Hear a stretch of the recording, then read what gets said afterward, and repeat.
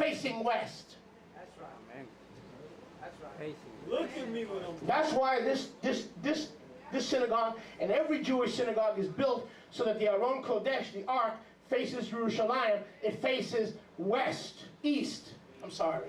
Because you had to be in the east to face further west. Todah Rabbi Yahweh. Todah Rabbi Yahweh. Go with me to Bereshit. Now it's going to get heavy. I'm going to have to stop. But I don't feel like stopping. But I'm going to have to stop. But I don't feel like it. Be continuous. Be a good rabbi. Stop. Be a good rabbi. Keep going. Be a good rabbi. But Bereshit 12:8. Now when Yahweh says to Cain, sin lies at your door, now you know what it means. What door? The door that he was supposed to be facing, he turned his back and closed the door on Yahweh. Yeshua died before Yahweh. If Yeshua was buried and died in Gordon's Calvary or the Church of the Holy Sepulchre, then the entire Torah remains unfulfilled. Because Yeshua had to die before Yahweh. Facing the Garden of Eden, the house of Elohim. He had to be in the east. We'll talk about the curtain next week. You don't want to miss next week. We're going to talk about the curtain that was torn. The only place you could see it is if you're standing on the Mount of Olives looking down. Remember Matthew 20, it's not in my notes, I'm just telling you this. Remember Matthew 24, 1 and 2? The disciples, the Talmidim, came to Yeshua to show him on the Mount of Olives. They came to show him all the beautiful buildings of the temple, because the Mount of Olives is the only place in Jerusalem that you could see into the Temple Mount and into the holy place. And the curtain. The disciples say, hey, look, Master, we can see right into the temple. You see all those beautiful buildings? Yeshua said, yeah, they're nice, but there will not be one stone upon another. They were, where were they? The Mount of Olives. They can see right into the temple. That was due east of Jerusalem. Yeah, this is a 10-pound message. Hey, Abraham, can you get me some paper towels, please? In the bathroom. Your wife doesn't have them. It's in the bathroom. What's this? Paper towels! What? In the bathroom. Please. Please, I'm schwitzing. I'm schwitzing. This one's gone. Bereshit 12:8. Later, Abraham... Okay, I'm sorry. Let's go back here. Oh, look at this. A whole dose. A bounty. Look at this. I've got a bounty.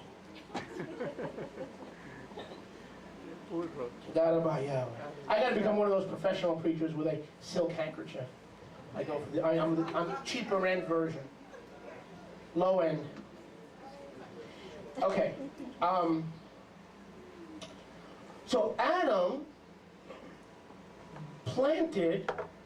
Now I know this is going to get you, because it got me. Turn to your neighbor and say, it got him. So more than likely it's going to get you. But don't let it bother you, because things in the spirit sometimes have a habit of getting you. This got me. Adam took a branch with him from the Garden of Eden into the land of Eden and handed that branch of the tree of life to Enoch, who gave it to Methuselah, and Methuselah, who transferred it to Shem, who was the first. Melchizedek. Shem was the first. Melchizedek, who was the son of Noah. Shem was also the head of the teaching academy. And of course, as we learn in Sefer Yashar, the book of Jasher, he was Abraham's what? Tutor, teacher. So remember, Yahweh cannot make the... And listen, just don't get uptight, okay? Yahweh cannot make the tree of life disappear because Yeshua had to hang on a tree. The tree of life? But rather than transplant the tree of life, he allowed Adam to take a branch which would become transplanted on the Mount of Olives the same way the original tree of life did not grow from the garden, but was transplanted in the garden way back when. Not only did the altar of Yahweh move to the Mount of Olives, the branch of the tree of life moved to the Mount of Olives. And that almond branch did not stay a branch. It grew back into the tree of life. Prepared for our Yeshua. Prepared for our Yeshua. Yes. My. That's for next week. Bereshit 12:8. And Abraham moved from there. Oh, here we go. Confirmation, confirmation. Don't you love when the word of Yahweh confirms itself? Don't you love when we don't have to stretch the interpretation and the word of Yahweh interprets itself? Don't you love it that way? Yes. Bereshit 12:8. Look at this. Notice. I love it. Yes. Check this out, man. I love it. And he moved, Abraham moved from there, where Yahweh appeared to him, in the land of Canaan, to a mountain, to a mountain east of the house of Elohim. So Abraham is going to sacrifice Yitzchak where? On a mountain. Any mountain? No. The Mount of Olives east of Bethel, which was formerly the tree of life or the almond tree.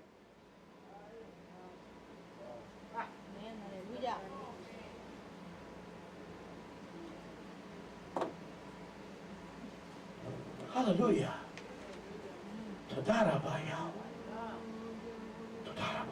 Look at this.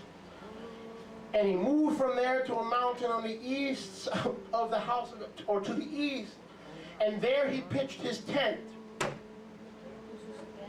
Why did Abraham pitch his tent or his tabernacle there? To commune with Yahweh, because he could not go to the Garden of Eden that was still on the Temple Mount. Is anybody getting this? Remember those flaming swords, those flaming cheruvim that protected the way back to the mountain of Yahweh, where Satan was in the Garden of Eden, on the mountain of Elohim, that later became the house of Elohim? So Abraham realized that the tent could no longer return to the Temple Mount. So he did what Adam did. He did what Noah did. He did what Shem did, who was his teacher. He pitched the tent of Yahweh on the Mount of Olives. Yeshua died outside the camp, because the way back to Eden had not yet been restored. Notice this. He pitched his tent, having Bethel, or the house of Elohim, where? The Garden of Eden, Mount Moriah, to the west, and Ai to the east. And he built, or the Hebrew word bana, which should be or can easily be translated rebuilt. He rebuilt there the altar to Yud He Vav He, and he called upon the name of Yahweh.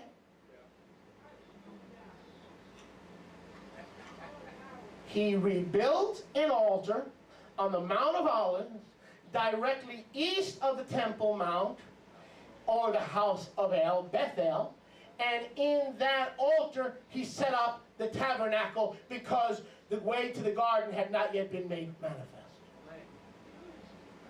And that's why the word of Yahweh says that's where Yeshua went, to the tabernacle of himself outside the camp.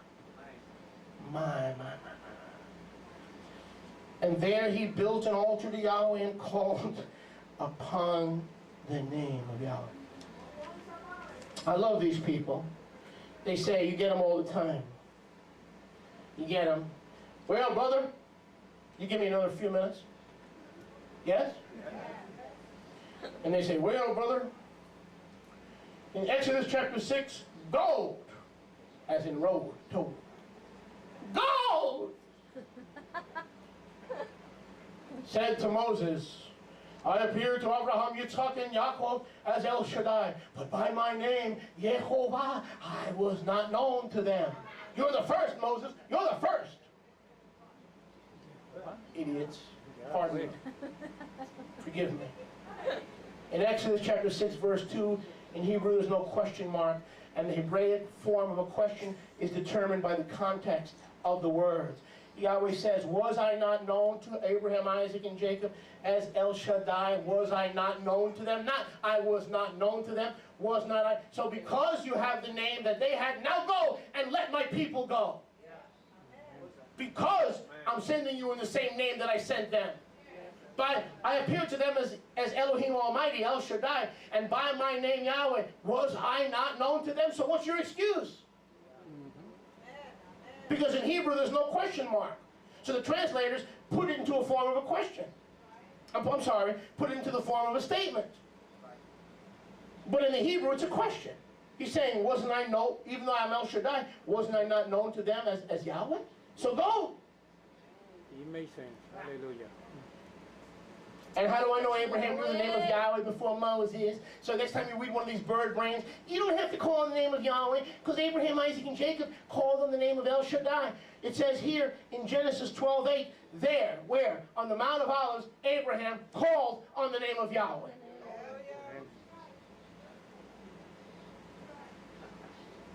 Amen. Bounty. Change Yahweh. Bounty. Noche Yahweh. Bounty. The quicker picker up. Le hizo un altar y le puso el nombre de Toda Rabba Yahweh. Beautiful. Toda Rabba Yahweh. Toda Rabba Yahweh, yeah. It is evident that Abraham returned to this altar on the Mount of Olives at the time Yahweh Elohim made a covenant with him in Bereshit 15. We see the same thing in Bereshit 15. Same thing. He returned to the same place. Oh, Father. The covenant was sealed by the blood of the sacrifice of animals, symbolic of the greater covenant to come. The covenant of the sacrifice of Messiah, Yeshua, and all who put their trust in him. Toda Rabba Yahweh. I'm going to have to wind this down. Yep. I want to talk a little bit, and then we're going to close, about the branch. Now, how do I know this is a branch of the tree of life? Because Yeshua died on the tree of life. It is the tree that he died on that became our tree of life. And it wasn't just anywhere, it was on the Mount of Olives. But history tells us, Sefer Yashar tells us, the Mishnah tells us. Now the Mishnah is a waste of time if we didn't have other historical documents. But we have other historical documents like the Talmud and like Sefer Yashar, which is the book of Jasher, which is mentioned 3 times in the Bible. Yeah. The book of Jasher tells us what I'm about to tell you. The book of Jasher. Yes. 3 times. 3 times. According to the rod of an almond tree, Yahweh's master plan, page 83, and according to the book of Jasher, on Joseph's death, the Egyptian noble stole some of his belongings. Among them, Jethro, who appropriated the staff. Then Jethro, the staff was stolen from Joseph, who got it from Jacob. You know what Joseph is? Yaakov's son. He got it from Jacob, and it was taken by Jethro. Jethro planted the staff in his garden, and I'm going to close with this, so don't lose me. And we'll pick it up next week. Yitro planted the staff, or the almond branch, which was from the tree of life, in the original Garden of Eden. When its marvelous virtue was revealed by the fact that nobody could withdraw it from the ground, even to touch it, it was fraught with danger to life. That was because this branch, or this staff, had engraved in it the ineffable name of Yahweh. Ineffable means unpronounceable, but we know we should pronounce it. But to the Jews, it's ineffable. Ineffable. Yud, Hey, Vav, Hey. Jacob got it from Isaac. Isaac got it from Abraham. Abraham got it from Shem. Shem got it from Noah, who had it on the ark. And Noah got it from his ancestors. I believe it was Methuselah. And back to Adam, who was thrown out of the garden but grabbed that branch as Yahweh had instructed him to move worship to the Mount of Olives. And it says Abraham pitched his tent. What tent was that? That was Yahweh's place of worship where he was going to sacrifice Isaac. That wasn't just a tent like we go camping. That's where the worship facing what would become the Holy of Holies in the future and what was the Garden of Eden in the past. Does any of this make sense? So we're going to trace, next week, we're going to trace this rod, this branch of the tree of life, the almond tree. We're going to trace it. And so this staff that had the name of Yahweh, Yud-He, Vav-He, and then Moshe, as we know in Shemot, comes to dwell at the house of Yitro. Who was Yitro? The priest of what? Midian, very good, which is modern day what? Saudi Arabia.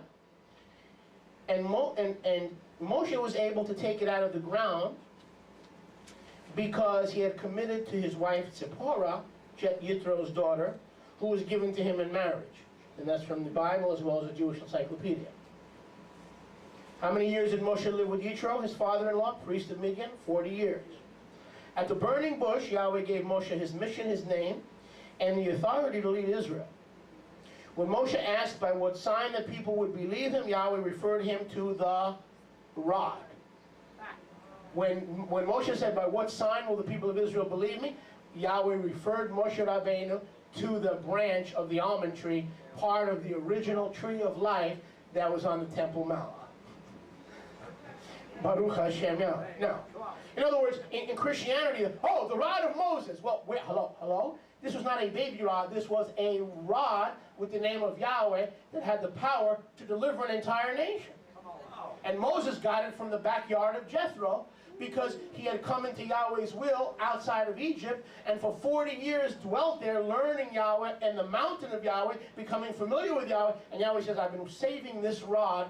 No one's had it since Jacob went down into Egypt for 430 years.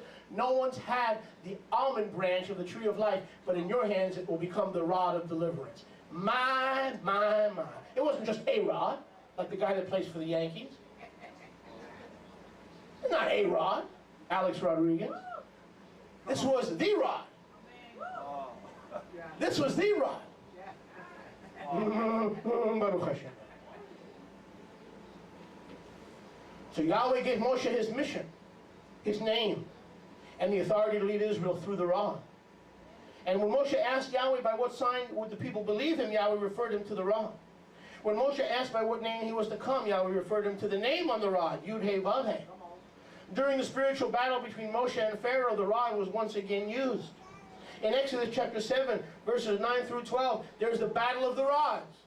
There's Pharaoh's rods versus Yahweh's rod, which was the branch of the tree of life, which became Moshe. There was the battle of the rod, and in the end, Yahweh's rod swallowed up all those Mickey Mouse rods because none of them came from the Garden of Eden.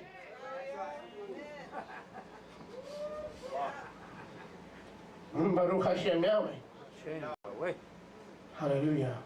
During the Exodus, water became critical. In Shemot 17, 2 and 6, Moshe takes the rod, smites the rock, and water gushes out of the rock. Why? Because water was initially gushing out of the Garden of Eden. And Moshe had the last remnant to the Garden of Eden. And with that remnant of the garden, he smote the rock, and water gushed out. The water of life, which originally gushed out from the Garden of Eden.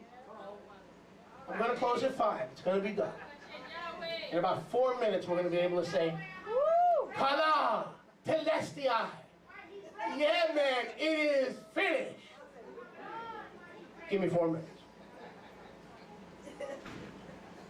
In the desert, we go further than that. In the desert, when Moshe's spiritual authority and Aaron's spiritual authority was brought into question. In Bamidbar 17, verses 2 through 8. Now don't miss this, and I'll close with this. Go with me to Bamidbar 17. Is anyone getting this, enjoying it, meditating on it? Is anybody doing something with this? Bamidbar. Bamidbar. You see, Beltrami, it's been 3 long weeks, brother, or 4 long weeks. So we got to feed you heavy today, bro. Bamidbar 17, 2 through 8. See, Beltrami was not AWOL. He was gone with permission. He was on leave.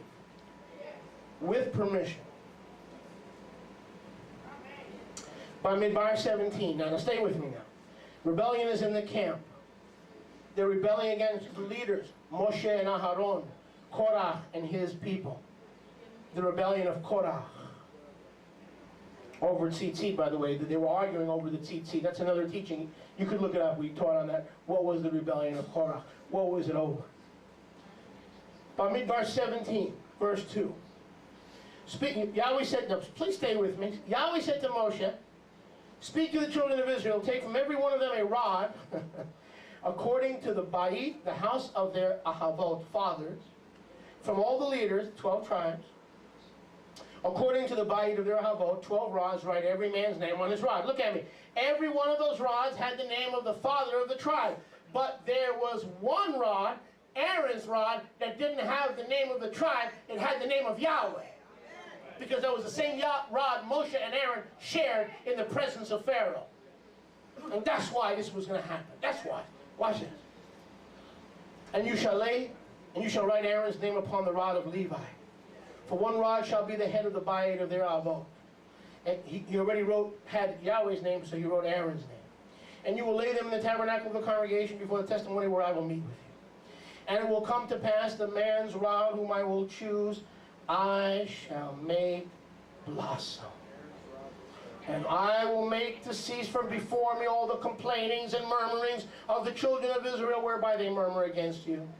And Moshe spake to the children of Israel, and every one of their leaders gave them a rod, one leader for a house, the house of their fathers, 12 rods, and the rod of Aaron was among them. Verse 7. Baruch Hashem, Yahweh is right. And Moshe laid up the rods before Yahweh in the tabernacle of witness. And it came before Yahweh. Not behind Yahweh's back, not to the side like Cain, little smart aleck.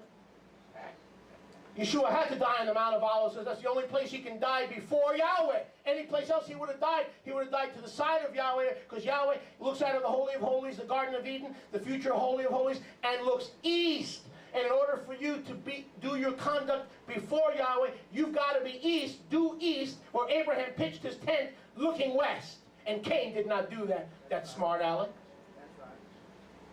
Now it all makes sense. Sin lies at the door. Let's continue. Oh, man. And Moshe laid up the rods before Yahweh in the tabernacle of witness. Meaning the tabernacle which would one day be figurative, which was figurative of Gan Eden, the garden. And it came to pass on the next day, Moshe went into the tabernacle of witness, and look, see, the rod of Aaron from the Ba'it of Levi budded and brought out buds and blossomed, and yielded almonds. Almonds. Almond joy, honey. This is the original almond joy.